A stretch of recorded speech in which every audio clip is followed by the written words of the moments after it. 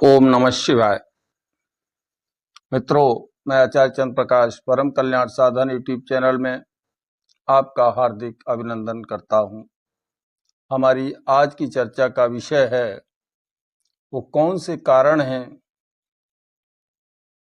जिनसे आपके पास आई हुई शक्तियां नाराज होकर के वापस चली जाती हैं। ये विषय बहुत ही ज्ञानवर्धक होने वाला है। निवेदन करूंगा कि आप इस वीडियो को पूरा देखें, स्किप कर करके इसे बिल्कुल ना देखें, क्योंकि आधी अधूरी जानकारी से आप आधा अधूरा ही काम करेंगे, आधा अधूरा ही समझ पाएंगे, जिससे आपको पूरा फायदा नहीं होगा। इसलिए आपको चाहिए कि आप हमारे साथ अंत तक बने रहें। चैनल पर पहली बार आए हैं तो चैनल को सब्सक्राइब कर लें, बेल आइकन को प्रेस कर दें ताकि आने वाली हर वीडियो का नोटिफिकेशन आपके पास पहुंच जाए। तो मित्रों, शास्त्रों में ये बताया गया है कि जब से सिद्धि होती है, जब से सिद्धि होती है, जब से सिद्धि होती है, कोई संशय नहीं है। शास्त्र वचन है जपात सिद्धि, जपात सिद्धि, जपात सिद्धि न संशया, अर्थात कोई संशय नहीं है, जब से हमें सिद्धि प्राप्त होती ही है, शक्ति प्राप्त होती ही है। परंतु हम देखते हैं कि हम तो बहुत समय से पूजा पाठ कर रहे हैं, मंत्र जाप कर रहे हैं, नाम जाप कर रहे हैं, परंतु हमें तो कोई शक्ति प्राप्त नहीं हुई, कोई अनुभव भी नहीं हुए। क्या कारण है कि इतना समय बीत जाने के बाद में भी हमको अनुभव नहीं हुए? तो इसका एक बहुत बड़ा कारण है, हमारी भौतिक और आध्यात्मिक स्थिति में बिल्कुल तरक्की नहीं हुई, बिल्कुल बदलाव नहीं आया। तो क्या शास्त्र वचन जो है क्या झूठा है? नहीं, शास्त्र वचन तो झूठा नहीं है। हमारे ही पूजा पाठ में, हमारे ही मंत्र जाप में, हमारे ही श्रद्धा और विश्वास में कहीं न कहीं कोई कमी है, जिसकी वजह से हमें अनुभव नहीं हुए, हमें शक्तियों की प्राप्ति नहीं हुई, मंत्र की सिद्धि प्राप्त नहीं हुई। हालांकि जब भी भक्ति पूर्वक, श्रद्धा विश्वास पूर्वक किसी भी शक्ति का आवाहन किया जाता है तो वो शक्ति आती अवश्य है।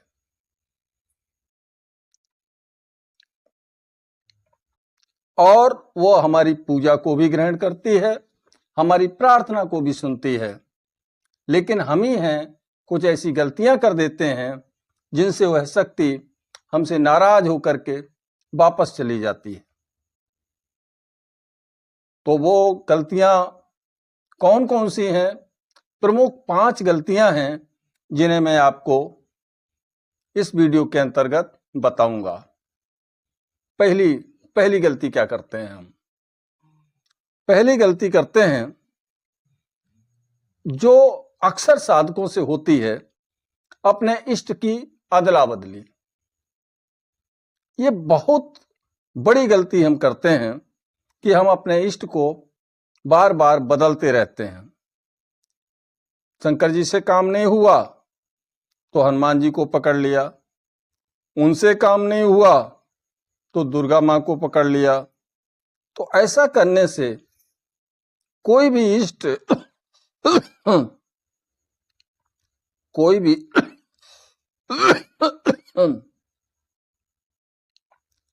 भी शक्ति हमसे प्रसन्न नहीं हो सकती। जब आपने शंकर जी को छोड़ दिया और हनुमान जी को पकड़ लिया तो हनुमान जी भी सोचेंगे, जब इसने शंकर जी से की सेवा नहीं कर पाई तो ये मेरी क्या करेगा। इसी तरीके से अन्य देवी देवता भी सोचेंगे, अन्य शक्तियां भी सोचेंगी, और कोई भी आपकी पूजा को स्वीकार करने के लिए नहीं आएगा। कोई भी शक्ति आपके पास नहीं आएगी, क्योंकि वो सोचेंगे इसकी क्या गारंटी है कि हमें पकड़े रहेगा, अपनाए रहेगा, तो कोई भी पूजा स्वीकार करने आपके पास नहीं आ सकता है। आपको चाहिए ये कि अपने इष्ट को ही सर्वशक्तिमान मानते हुए अपनी साधना को करते रहना है। अपना दुख दर्द उन्हीं से कहना है, वही दूर करेंगे, ऐसा विश्वास रखिए, श्रद्धा निष्ठा बनाए रखिए, तो भगवान स्वयं ही जो भी आपके इष्ट हैं वो आपकी सभी परेशानियों को जरूर दूर करेंगे। दूसरा, संकल्प का बार बार तोड़ना। मान लीजिए हमने 11 दिन की साधना करने का संकल्प लिया, तो उन्हीं 11 दिन के अंदर हम कहीं बाहर चले गए, वहां साधना ना कर पाई, तो संकल्प टूट जाएगा। हमें पहले ये तय करना चाहिए कि जहां और जितने समय का हमने संकल्प लिया है उस स्थान को नहीं छोड़ना है उतने समय तक। या फिर घर में आर्थिक तंगी है, घर में कोई रोगी है और हम अपने संकल्प का निर्वाह नहीं कर सकते, तो हमें संकल्प ही नहीं लेना चाहिए। बगैर संकल्प के भी तो साधना की जा सकती है, तो आप बगैर संकल्प लिए हुए साधना करिए।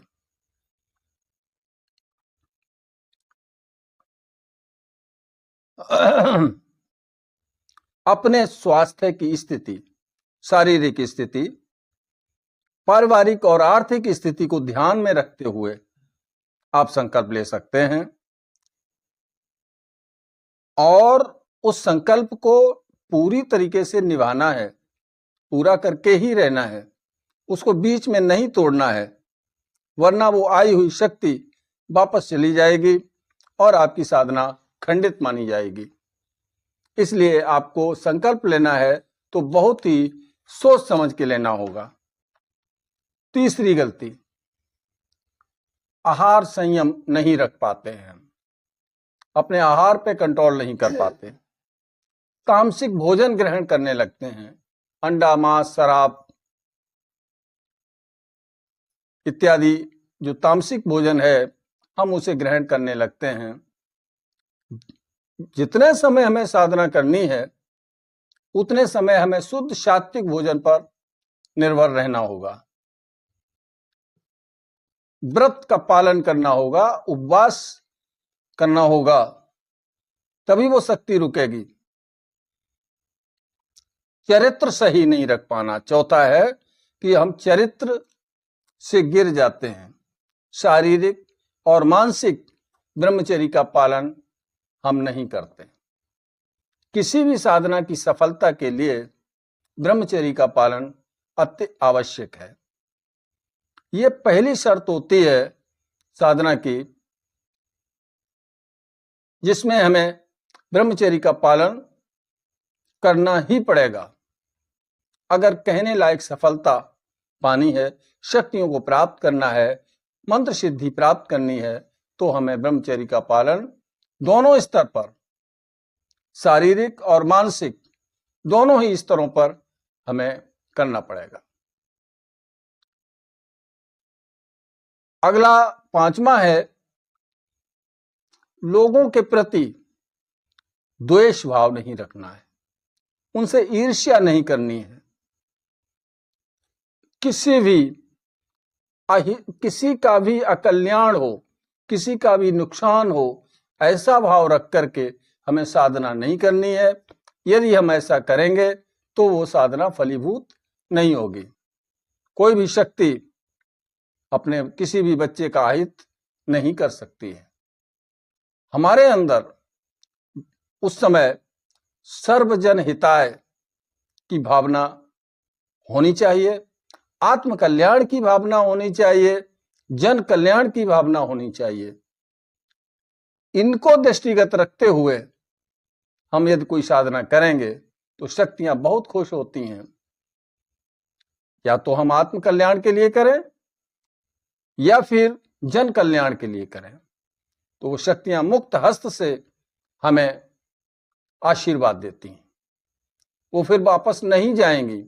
लेकिन यदि हम किसी को हानि पहुंचाने के उद्देश्य से कोई भी साधना का संकल्प लेते हैं तो कोई भी शक्ति नहीं आती है। अगर है तो वापस चली जाएगी। यदि आपने साधना से प्राप्त शक्ति का दुरुपयोग किया तो वो शक्ति आपसे रुष्ट होकर के वापस चली जाएगी। आशा करता हूं कि वीडियो में दी गई जानकारी आपको अच्छी लगी होगी। अगर जरा भी अच्छी लगी हो तो वीडियो को लाइक करें, मित्रों में अधिक से अधिक शेयर करें। भगवान भोलेनाथ से प्रार्थना करता हूं कि वो आपको आध्यात्मिक और भौतिक स्तर पर आपकी संभाल करें, आपकी झोली को सदा भरते रहें। इन्हीं शब्दों के साथ मैं अपनी बात को विराम करते हुए आपसे विदा लेता हूं। मिलूंगा अगले वीडियो में नई जानकारी के साथ। तब तक के लिए ओम नमः शिवाय, ओम नमः शिवाय, ओम नमः शिवाय।